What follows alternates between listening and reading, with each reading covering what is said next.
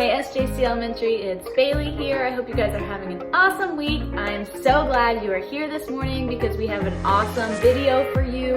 We are going to wrap up our series called Reconnect, which is where we've been learning all month long about creating peace with those around us and building our bridge.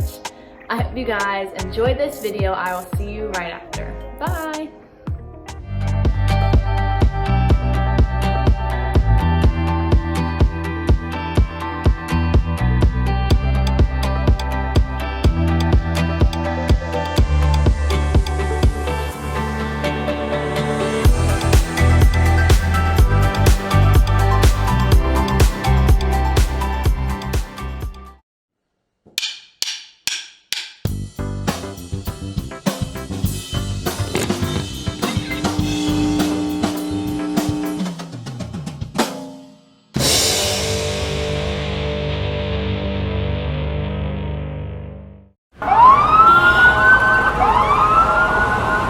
Can I get a little peace and quiet in here? I gotta be honest. It's easy to think about peace as a bubble. Ignoring the world so that you can chill out and get a little you time. Or maybe you think of peace as a simple agreement. You do your thing, I do mine. Then we don't have to worry about each other's problems or the ways we're different from each other. Or you might see peace as a big, grand thing. General, this treaty officially ends all wars. But true peace doesn't look like any of that. True peace is messy. It takes hard work and creativity. It says, how can I listen to you first before I speak? It says, how can I learn what it's like to walk in your shoes before I try to fix it? How can we get creative to find a way through? See, when you do the hard work of making peace, others can see God at work in you. That's why making peace is an amazing way to worship God with your life. Because worship, it's about more than just singing loud. It's all about living loud.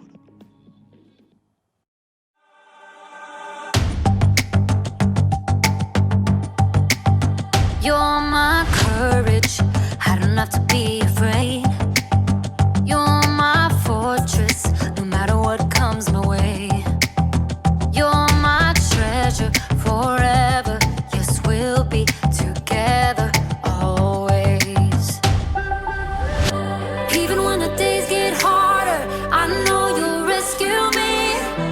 Even when the sky is darker, I know you'll bring me peace. You are my strength, you are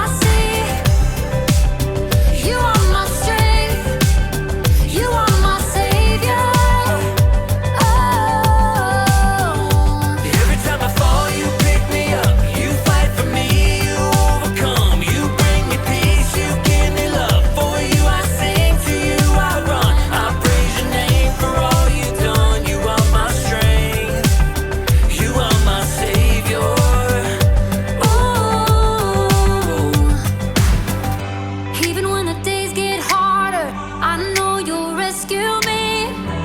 Even when the sky is darker, I know you'll bring me peace. You are my strength, you are my savior. Oh. Even when the road gets longer, I know you'll be with me. Even when the waves crash harder, your face is all I see. You are my strength, you are my savior.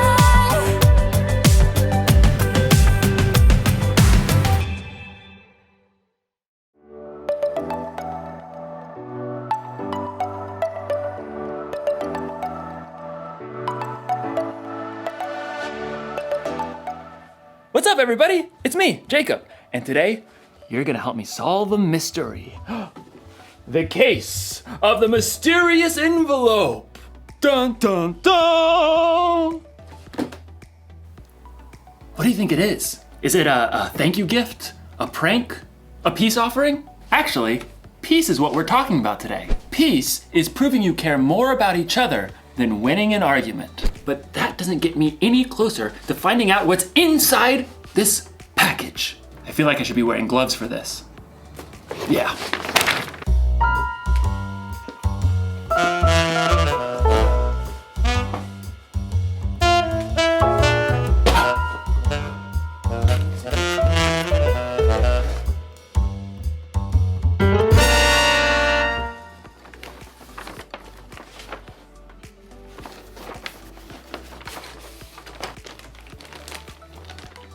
Monkey bridge?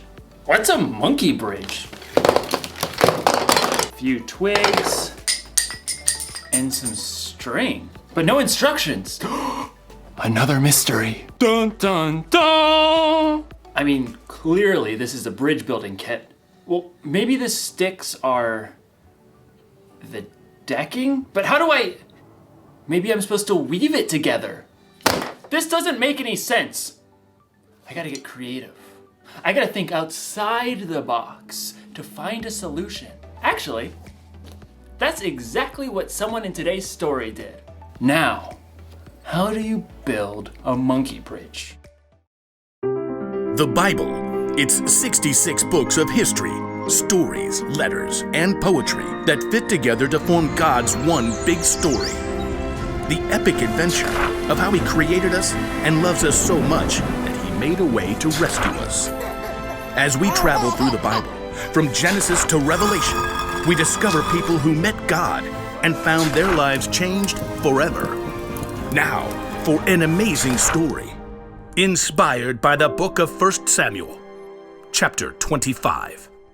God had promised David would be king, but for now, King Saul ruled Israel. David lived his life on the run, followed by a group of misfits who had become friends and servants. One day, they arrived in the desert of Paran, near the land of a wealthy man named Nabal, who owned 3,000 sheep. We'll set up camp here, man. At first, Nabal's servants didn't know what to think.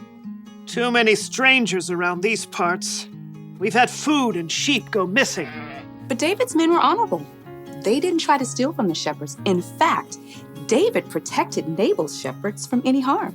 Stay as long as you like, my friend. About time for sheep shearing, isn't it? Oh, yes.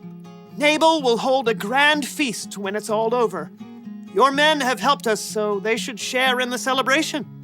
David called for 10 of his men and gave them a message to send to Nabal. On it.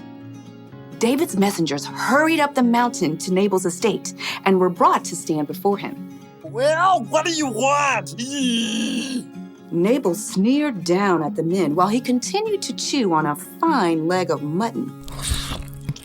David says, may you live long, may things go well with you. Continue. He says, I hear that you are clipping the wool off your sheep. When your shepherds were with us, we treated them well and protected them.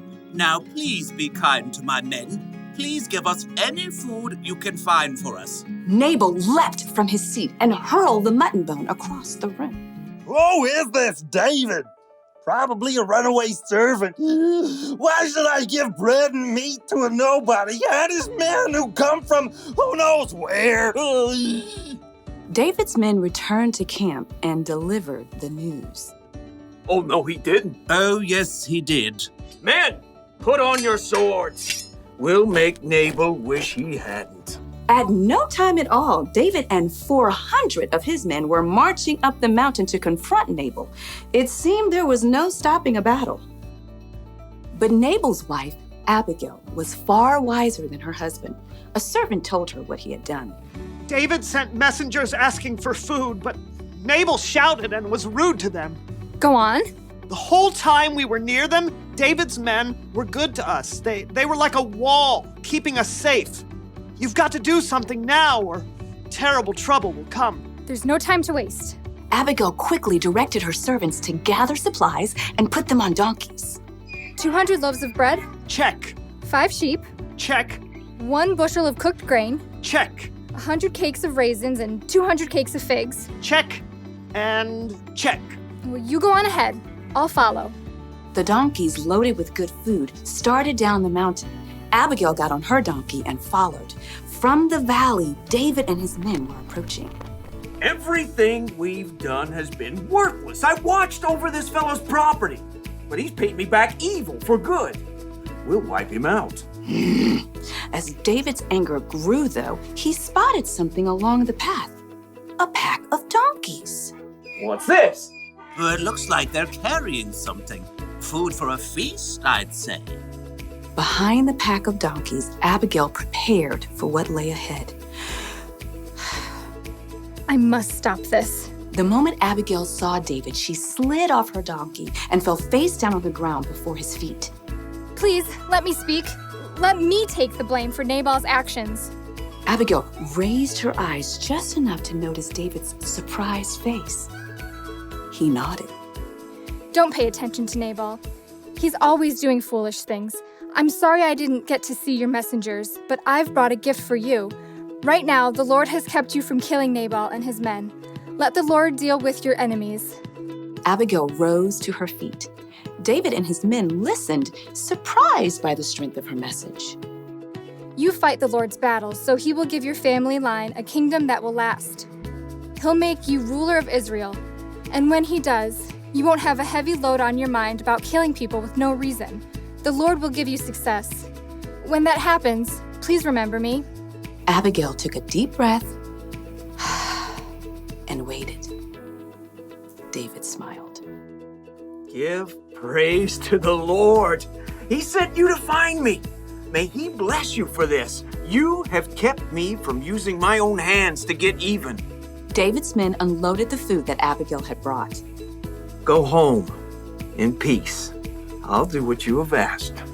Abigail made her way back up the hillside to her home. She had chosen to humble herself and do the hard yet creative work of making peace.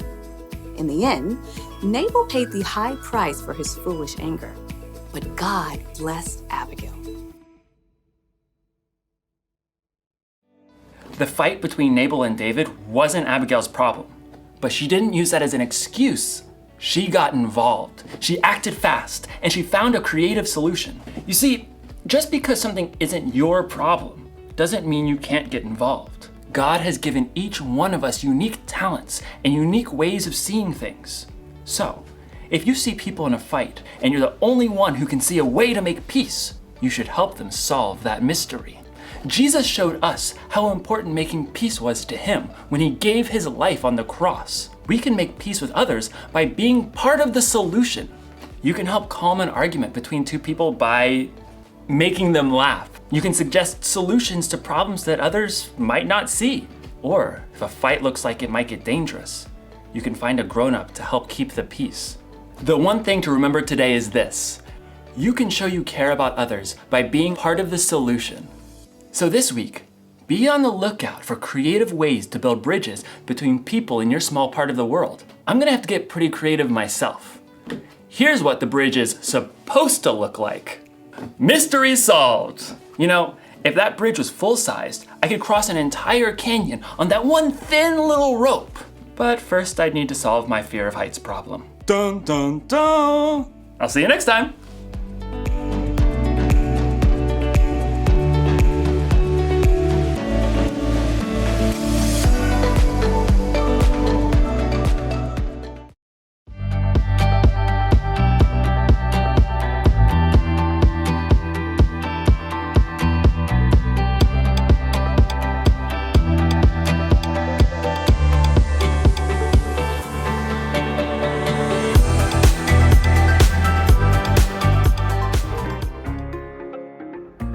Hey guys, welcome back. So we just learned that peace is proving to other people that you care more about them than you care about winning an argument. So we can prove that we care about people by being a part of the solution, helping someone solve a problem. I hope you guys have an awesome week. I will see you next week. We will start a brand new series and I'm so excited for you guys to hear about it.